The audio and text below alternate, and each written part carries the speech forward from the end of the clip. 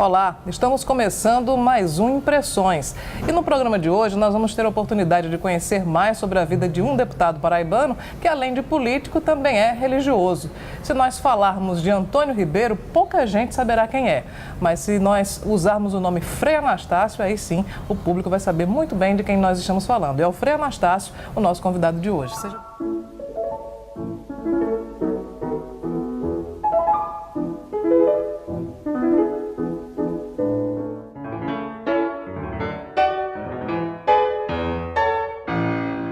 Seja bem-vindo ao Impressões, Frei.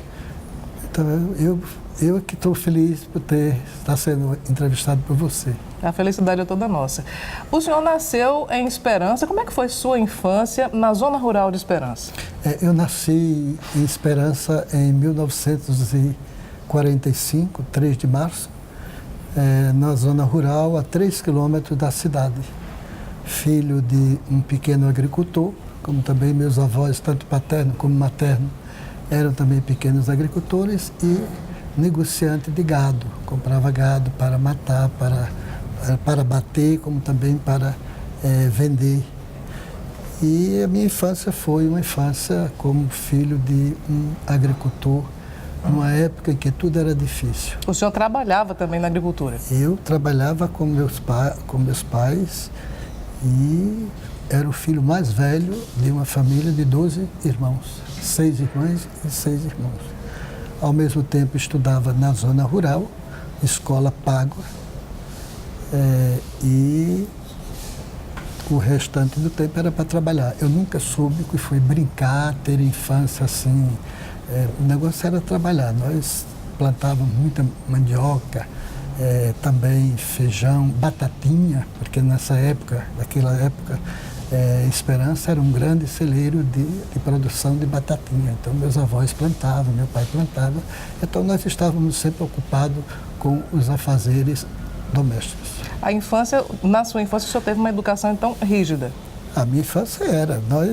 Eu não podia ter um pinhão para brincar, uma bola para jogar, não. A gente era trabalhar. E meu pai, eles era uma família assim, religiosa, onde semanalmente meus pais iam à igreja, não é? E nos levava. Eu, como filho mais velho, geralmente eu ficava em casa muitas vezes com os menores. O senhor teve durante a infância e a adolescência também uma inserção no empreendedorismo. O senhor vendia tecido, vendia algumas coisas que comprava em Campina Grande e revendia lá na zona rural de Esperança. Como é que foi isso? Eu tinha um jumento, 2 caçoais, e eu comprava nas lojas paulistas em Campina Grande. Eu comprava tecido e vendia a prestação na zona rural. E eu já com 12 anos fazia isso. Comprava cebola, alho, e levava para a feira de Alagoa Nova, feira de Esperança, feira de Remígio, e também na zona rural desses municípios mais próximos de Esperança. O senhor estudou na zona rural, mas naquela época e até hoje em algumas localidades é difícil continuar os estudos. Até que ponto o senhor pôde estudar lá em Esperança? Não, eu só fiz em Esperança até o chamado admissão. Quando era para entrar no ginásio, um ginásio que tínhamos em Esperança, que ainda temos, que era até diocesano, era mais para atender a meninada da cidade. Então não tive a oportunidade, fiquei sem estudar. Os filhos dos proprietários da classe média, ou classe chamada rica, os filhos iam para a Bananeira ou Areia estudar, na escola lá, faculdade, e os filhos as filhas iam para o colégio das Madres Alemãs em Areia. E os pobres ficavam por lá se arranhando mesmo. E em que ponto da sua vida o senhor saiu de Esperança? Porque durante muito tempo o senhor não conheceu outro limite que não fosse a própria cidade de Esperança. Aí com meus 17 anos, eu tenho convicção de que foi a graça de Deus. Eu tinha um tio que era frade já, mas ele não queria que eu fosse para o seminário porque achava que eu deveria, uma família numerosa, permanecer em casa. E até porque o senhor era o filho mais velho. O filho mais velho. E minha mãe era contra, Mas aí eu fui convidado. Em 19... Foi na ordenação do seu tio? Não, foi na profissão solene de meu tio, quando ele se comprometeu com a ordem franciscana. Então, que é como religioso definitivo, comprometido com a ordem. Então, eu fui 19 de março de 64 para a festa dele lá em Lagoa Seca e os frades me convidaram. Você não gostaria de entrar no convento? Aí eu fiquei pensando e logo cheguei em casa e disse que ia. Minha mãe foi contra, meu pai foi contra. E foi o pior tempo da minha vida, foi 2 meses que eu permaneci em casa me preparando para entrar no convento de Lagoa Seca. E com essa resistência que houve do seu pai e da sua mãe, como é que o senhor decidiu, numa idade tão jovem ainda, decidiu que iria realmente para o convento? Não, eu disse que vou mesmo e fui. Comecei, no convento me deram o que eu deveria levar, o enxoval, essa coisa toda, e eu comprei, fui me arrumando. E 18 de maio de 1964, em plena ditadura militar e que eu não entendia bem, eu entrei no seminário de Lagoa Seca. Só que na véspera, eu guardo muito bem isso, no dia 17 de maio de 64, houve uma missa em Esperança, em ação de graça pelo golpe militar. E aí os agricultores desfilaram na rua, o exército levando eles. E eu fiquei muito impressionado com aquele negócio. E a partir daí eu comecei a pensar. No convento não se falava de revolução. E nessa época o senhor também não tinha uma posição formada sobre essa movimentação toda? Eu não tinha ideia. Eu não tinha ideia do que era o golpe militar. O que eu entendia era o seguinte, era que o comunismo já estava em sapé. E o padre falava muito, olha, cuidado com o comunismo, porque já está chegando, já está em Sapé, já está em Mari, e pode chegar aqui. Eu soube que tem aqui um clube chamado Clube de Libertação, e lá dentro as pessoas que estão se reunindo não são pessoas sérias, e a gente pode entrar numa situação, uma de Cuba. E eu ficava só de ouvir essa situação.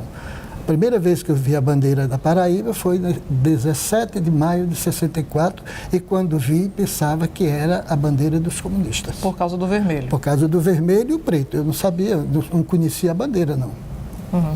A sua entrada no convento já para os estudos foi muito complicada, porque sempre se fala que a rotina dos conventos é muito rígida.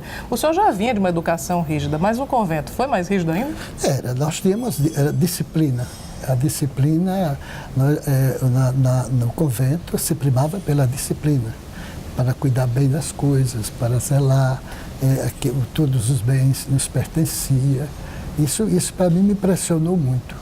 Tinha uma mesa, tinha uma coisa, isso é nosso. Ninguém dizia isso é de fulano, não, isso é nosso. Era uma concepção coletiva. Uma comunitária, uhum. Isso foi muito bom. E de pertença, só que quando passado, então eu botaram eu para trabalhar no campo, na horta, e também ter a fruta. E Lagoa Seca nesse período era muito frio, mês de maio. E quando eu me vi nessa situação, então comecei a me lembrar. Olha, se eu tivesse dinheiro, eu ia me embora para o Rio de Janeiro. Você chegou a pensar isso? Como os tantos jovens da nossa região fazia isso. E por que o senhor não pensou em voltar para casa? Primeiro, eu não fui para o Rio, eu não tinha dinheiro para passagem. E voltar para casa, eu não queria dar gosto a meu pai e minha mãe, e principalmente minha mãe, que não queria que eu fosse para o convento. Então, eu aguentei. E eu encaro hoje isso como graça de Deus na minha vida. Quais as lições, a experiência que o senhor tira desse período? Foram as melhores possíveis. Eu vim de uma família que era uma criação rígida, mas ao mesmo tempo, no convento, foi muito bom para mim. Foi uma experiência de vivência.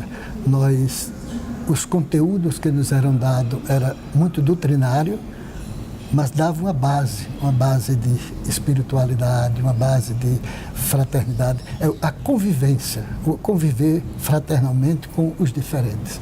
Então, eu colocava muito assim, tinha 350 alunos lá nesse período, internados, e mais de 60 frades. E aí colocava muito, olha, conviver com o diferente. Fulano não é teu irmão, teu irmão carnal, não é teu primo, não é família, mas nós temos que construir aqui fraternidade, irmandade. E é isso que São Francisco quer. São Francisco, ele foi pela fraternidade que ele conseguiu, que chegaram a ele muitos irmãos. Ele não pensou em criar uma ordem, fundar uma ordem, mas foi a partir de uma vivência fraterna que outros aderiram ao seu estilo de vida. Nós estamos aqui hoje no convento do Rosário. O senhor mora aqui. A ordem exige que o senhor permaneça residindo aqui ou é uma opção sua? Não, nenhum frade permanece em um convento 40 anos como eu. Há 40 anos o senhor mora aqui? Mais de 40 anos. E estou aqui porque eu cheguei aqui estudando, depois aqui eu terminei meus estudos em Recife, indo e voltando. Depois do período em que eu cheguei aqui, em 73, eu passei um ano no Rio, em Petrópolis, estudando lá, fiz um curso de um ano. E depois voltei. Quando eu voltei, foi muito impressionante que chegando aqui, eu estava numa crise assim existencial, de opção, porque eu ia fazer em 74 os meus votos solenes, isso é, me comprometer com a ordem franciscana, com esse estilo de vida. E aí eu comecei a pensar, mas afinal, eu vou me comprometer com a missão ou vou me comprometer com a instituição ordem franciscana? E aí pedi ao meu superior para ser transferido de Olinda. E aí me foi oferecido João Pessoa. Chegando aqui, eu comecei a me entrosar, e foi próximo à Semana Santa, nas comunidades. Então, os frades trabalhavam daqui até a divisa Paraíba-Pernambuco, paróquia de Pitimbu, Taquara, Caporã, Alhanda e Conde. Então, todo esse litoral, os frades, era a área de trabalho dos frades.